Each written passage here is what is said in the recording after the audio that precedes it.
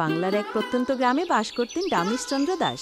ছোট্ট একটি ঘরের ঘর, কয়েক বিঘা জমি আর অসীম দুঃখ কষ্ট নিয়েই ছিল তার সংসার। 3 বেলা খাবারে জোগাড় করতেই হিমশিম খেতে হতো তাকে।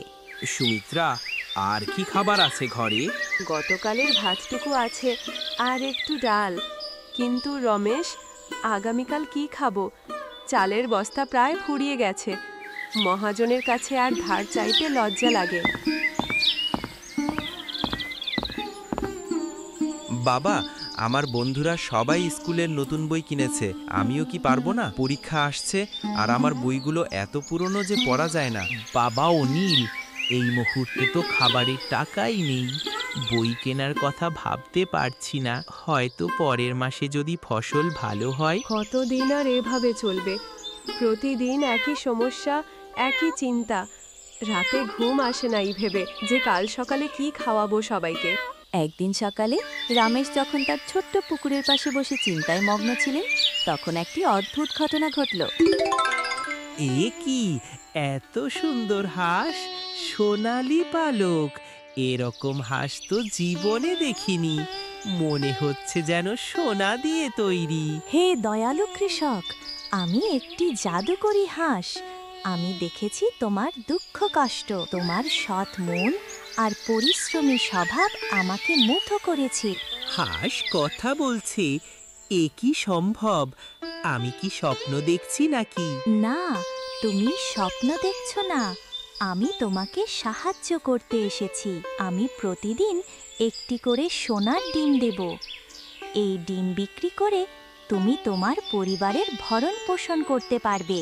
কিন্তু মনে রেখো, প্রতিদিন শুধু একটি করেই ডিম পাবে। সোনার ডিম? এ কি সত্যি সম্ভব?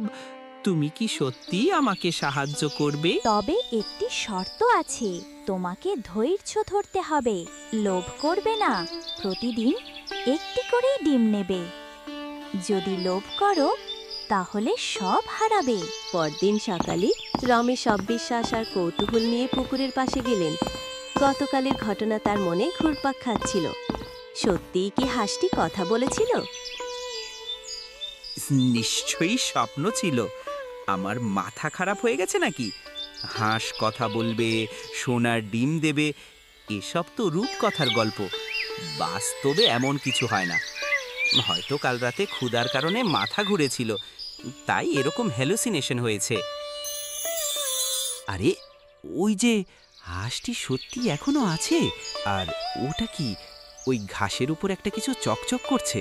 সেটা সেটা একটা ডিম, কিন্তু এত চকচক করছে কেন? সাধারণ ডিম তো এরকম হয় না। হে ভগবান, এ কি? এই ডিমটা তো সোনার মতো ঝকঝক করছে। আর কি ভারী! সাধারণ ডিমের চেয়ে অনেক বেশি ভারী। এ যেন সত্যিকারের সোনা। কিন্তু এটা কিভাবে সম্ভব? আমি কি এখনো স্বপ্ন দেখছি? আমি তো গতকাল বলেছিলাম রমেশ, এবার কি বিশ্বাস হলো? এটা স্বপ্ন নয়, সত্যি। এই ডিমটি খাঁটি সোনার তৈরি।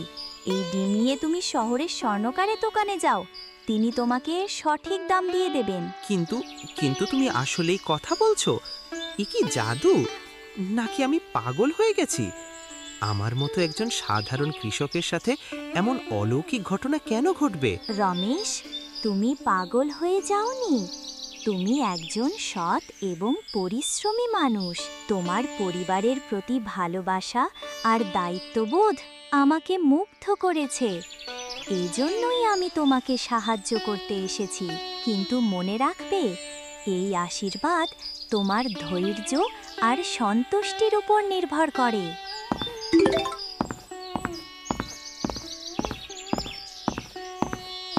সুমিত্রা, তাড়াতাড়ি বেরিয়ে এসো, আমার কাছে অবিশ্বাস্য একটা খবর আছে। কি হয়েছে রমেশ? এত চিৎকার কেন? আর তুমি এত উত্তেজিত কেন? মুখে তো আনন্দের ছাপ, আবার কাঁদছো কেন? সুমিত্রা, তুমি বিশ্বাস করবে না যে আমি বলতে যাচ্ছি, কিন্তু এটা সত্যি। দেখো, এই ডিমটা দেখো। এ কি রমেশ, এই ডিমটা তো অন্য রকম। এত সুন্দর, এত চকচকে, আর হাতে নিয়ে মনে হচ্ছে যেন কোনো ধাতুর তৈরি। সাধারণ হাঁসের ডিম তো এরকম হয় না, এটা কোথায় পেলে? সুমিত্রা, তুমি আমার কথা শুনবে? আমি যা বলবো সেটা অবিশ্বাস্য লাগতে পারে, কিন্তু এটা সোনার ডিম, খাঁটি সোনার তৈরি। পুকুরের পাশে এক জাদুকরি হাঁস আছে, সে আমার সাথে কথা বলেছে এবং বলেছে প্রতিদিন একটি করে এমন সোনার ডিম দেবে। রমেশ, তুমি কি বলছো? হাঁস কথা বলেছে, সোনার ডিম দেবে? এসব কি রূপকথার গল্প নাকি? তুমি নিশ্চয় কোনো স্বপ্ন দেখেছো। কি হয়েছে বাবা মা, এত চিৎকার কেন? আর বাবা, তোমার হাতে যেটা আছে সেটা কি? দেখতে তো সাধারণ ডিমের মতো না। অনিল বাবা, আজ থেকে আমাদের জীবন বদলে যাবে।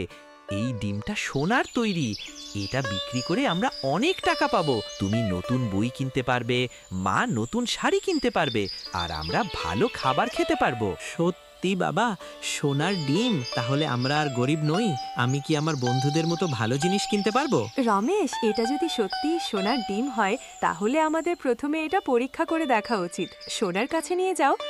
যদি সত্যি সোনা হয় তাহলে আমরা বুঝবো এটা কোনো অলৌকিক ঘটনা। দিনের পর দিন হাঁসটি তার প্রতিশ্রুতি রাখল। প্রতিদিন একটি করে সোনার ডিম। রমেশের পরিবারে এলো সচ্ছলতা। রমেশ, আজ বাজার থেকে এত ভালো মাছ এনেছো, আর চাল, ডাল, তেল সবকিছুই আছে। মনে হচ্ছে স্বপ্ন দেখছি। হ্যাঁ সুমিত্রা, এখন আর চিন্তা নেই। প্রতিদিন একটা সোনার ডিম বিক্রি করে মাসে যে টাকা আসে তাতে আমাদের সব খরচ চালিয়ে কিছু সঞ্চয়ও হচ্ছে। বাবা, দেখো আমার নতুন বইগুলো। আর শিক্ষক বলেছেন আমার পড়াশোনা অনেক ভালো হচ্ছে।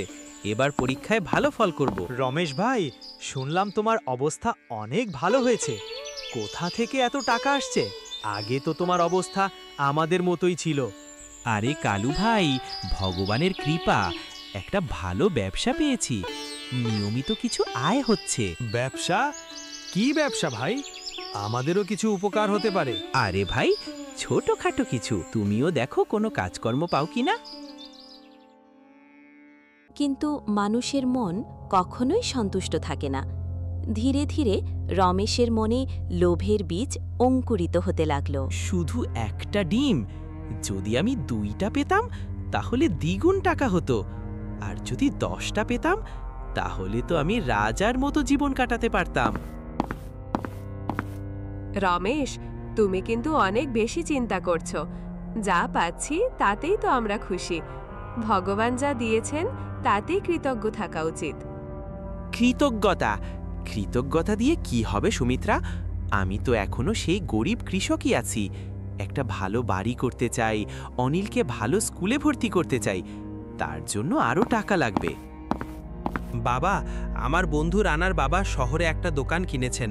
তুমিও কি পারবে না একটা কিছু করতে? হ্যাঁ, ছেলেটা ঠিকই বলেছে। আমার আরো টাকা দরকার। শুধু একটা ডিম দিয়ে কি আর হয়? হাঁসটার পেটে নিশ্চয়ই আরো অনেক সোনার ডিম আছে। যদি সব একসাথে পেয়ে যাই। রমেশ, তোমার চোখে মুখে আজকাল একটা অদ্ভুত ভাব। কি ভাবছো সবসময়? কিছু না, একটু ভাবছি কিভাবে আরো উন্নতি করা যায়। লোভের অন্ধকার রমেশের মনকে গ্রাস করে ফেলল। তিনি ভুলে গেলেন হাঁসটির সতর্কবাণী। না, আর অপেক্ষা করতে পারছি না। প্রতিদিন একটা ডিম, এতে তো বছরখানেক লাগবে ভালো কিছু করতে। আর এই হাঁসটা যদি কোনো কারণে মরে যায়, অসুখ হয়, তাহলে তো সব শেষ। না, আমাকে এক্ষুনি কাজটা করতে হবে। হাঁসটার পেটে নিশ্চয়ই অনেকগুলো সোনার ডিম আছে। যদি সব একসাথে বের করে আনতে পারি তাহলে আমি হয়ে যাব বড় লোক। আমার সব সমস্যার সমাধান হয়ে যাবে। কি হয়েছে তোমার? সকাল থেকে এত অস্থির কেন? সুমিত্রা, আমি একটা বড় সিদ্ধান্ত নিয়েছি। আমরা আর গরিব থাকবো না। আজকেই আমি আমাদের ভবিষ্যৎ নিশ্চিত করে ফেলবো। কি সিদ্ধান্ত? তুমি কি করতে যাচ্ছ? তোমার কথাবার্তা শুনে ভয় লাগছে। ভয়ের কিছু নেই। আমি শুধু আমাদের প্রাপ্যটুকু নিয়ে নেব, যা আমার হওয়া উচিত ছিল অনেক দিন আগেই। লোভে অন্ধ রমেশ ছুটে গেলেন পুকুরের পাশে। তার মাথায় তখন শুধু একটাই চিন্তা, একসাথে সব সোনার ডিম। আজ আমার সব দরকার। আমি আর অপেক্ষা করতে পারবো না। রমেশ, থামো। তুমি কি করতে যাচ্ছ? আমি তো বলেছিলাম ধৈর্য ধরতে। লোভ করো না। না, আমি জানি তোমার পেটে আরো অনেক সোনার ডিম আছে। আমার এক্ষুনি সব দরকার। আমার ছেলে ভালো স্কুলে যাবে, আমি নতুন জমি কিনবো, বড় বাড়ি বানাবো। রমেশ, যদি তুমি আমাকে আঘাত করো তাহলে আমার জাদু শক্তি চলে যাবে। তুমি সব হারাবে। প্লিজ, ভুল করো না।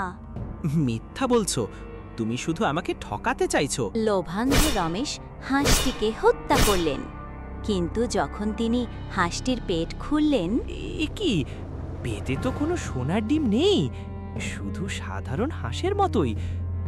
আমি কি করলাম? আমি কি করে ফেললাম? এভাবেই শেষ হলো রমেশের সৌভাগ্যের দিনগুলো। লোভের কারণে তিনি হারালেন তার সবচেয়ে বড় সম্পদ। রমেশ, তুমি কি করেছো? সেই জাদুকরি হাঁসটিকে মেরে ফেলেছো। এখন আমরা আবার সেই পুরনো অবস্থায় ফিরে যাব। আমি কি ভুল করে ফেলেছি সুমিত্রা? লোভে পড়ে নিজের হাতেই নিজের সৌভাগ্য নষ্ট করলাম। হাঁসটি ঠিকই বলেছিল, ধৈর্য ধরতে হবে, লোভ করা যাবে না। বাবা, এখন কি হবে? আমাদের আবার সেই কষ্টের দিনে ফিরে যেতে হবে? হ্যাঁ বাবা, আমার লোভের কারণে আমরা যা পেয়েছিলাম সব হারালাম। যদি আমি ধৈর্য ধরতাম, প্রতিদিন একটা করে ডিম নিয়ে সন্তুষ্ট থাকতাম, তাহলে আমাদের সুখী জীবন অব্যাহত থাকতো। রমেশ, এখন আর পেছনে তাকিয়ে লাভ নেই। আমরা যা শিখলাম তা হলো লোভ করলে সব হারাতে হয়। এই শিক্ষাটা আমাদের জীবনে কাজে লাগাতে হবে। তুমি ঠিক বলেছ সুমিত্রা, আমি আর কখনো লোভ করব না। যা পাবো তাতেই সন্তুষ্ট থাকব, কঠোর পরিশ্রম করে আবার আমাদের জীবন গড়ে তুলব। রমেশের গল্প থেকে আমরা শিখি যে লোভ মানুষের সবচেয়ে বড় শত্রু। যা আমাদের কাছে আছে তাতে সন্তুষ্ট থাকাই জীবনের সত্যিকারের সুখ। ধৈর্য আর সন্তুষ্টি যে কোনো জাদুর চেয়ে বেশি শক্তিশালী, কারণ লোভী মানুষ যতই পাক না কেন তার মন কখনোই ভরে না, আর শেষ পর্যন্ত সে সব হারিয়ে ফেলে।